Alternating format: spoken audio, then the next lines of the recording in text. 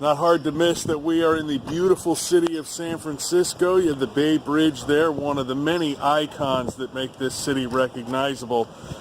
Another one of those icons. Oh, please. KPIX Channel 5, CBS 5 meteorologist Paul Deanno. How you doing? Thanks for having me. Oh, my pleasure. Who has written a book aimed at kids. Let's see this book, Paul. It's called Wow Weather, and it's meant to inspire a love for weather in any child aged 3 through 9. Something that I absolutely love is getting kids excited about weather. That's my favorite thing to do, is to get them jacked up about science. Now, is that what inspired you to write the book? What inspired me to write the book was this, is that when I first started going to schools to talk about weather, what I didn't want to be was that character from Charlie Brown where all the kids heard was wah, wah, wah, wah, wah, wah. I didn't want to be that speaker. I wanted them to be engaged.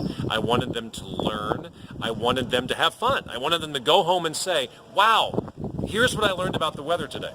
So I thought about, okay, that's a great plan. How do you do that?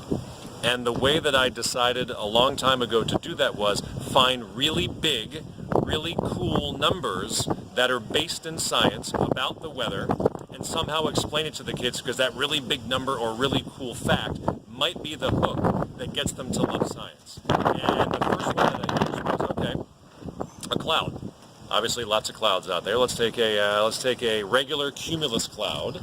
Not like the ones that we have in San Francisco. Yeah, no, that looks more like a fog bank. Yeah, that's a nice little stratus stack. A regular cumulus cloud weighs a tremendous amount. Believe it or not, an average cumulus cloud weighs 2 million pounds. But what does 2 million pounds mean to a 5-year-old? Nothing. It's a lot. It's heavier than I am. So what I did was, I'm like, okay, an average elephant weighs 20,000 pounds.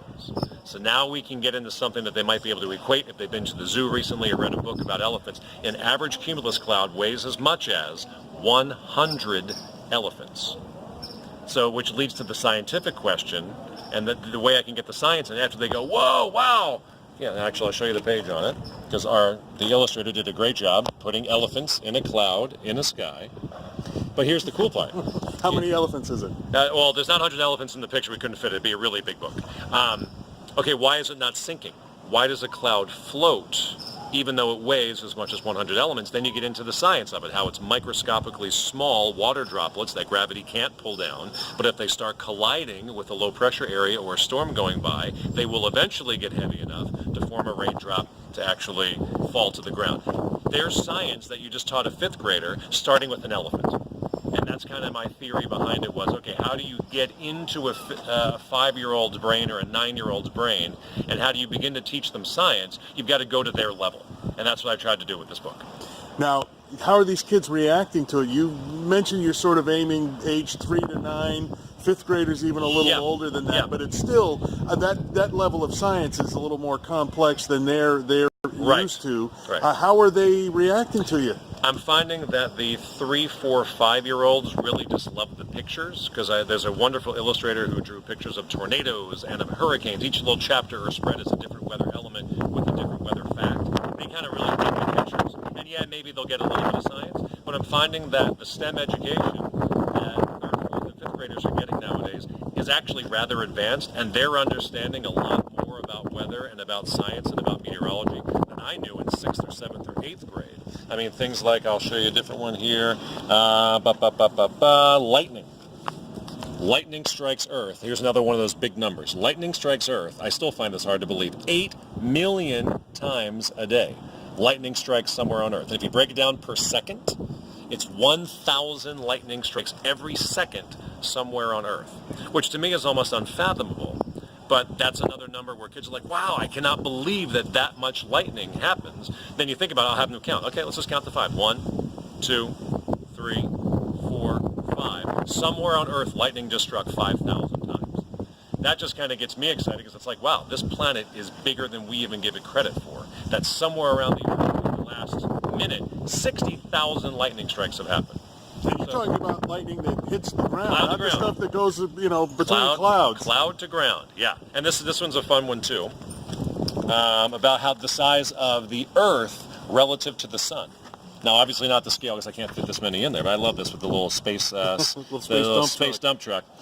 1 million Earths would fit inside the sun. if you could somehow get a dump truck to dump an Earth-sized sphere inside the sun, you would fit 1 million. So, okay, now we've made Earth, weather's big. Why is weather big? Because Earth is super big, 8 million lightning strikes. Now let's take it out even farther. Well, you can fit 1 million Earths inside the sun. I mean, now kids are beginning to realize maybe a rudimentary scale of just how big all of this stuff is, which I love. I love that possibly this book might be the portal to get kids understanding more about weather and science.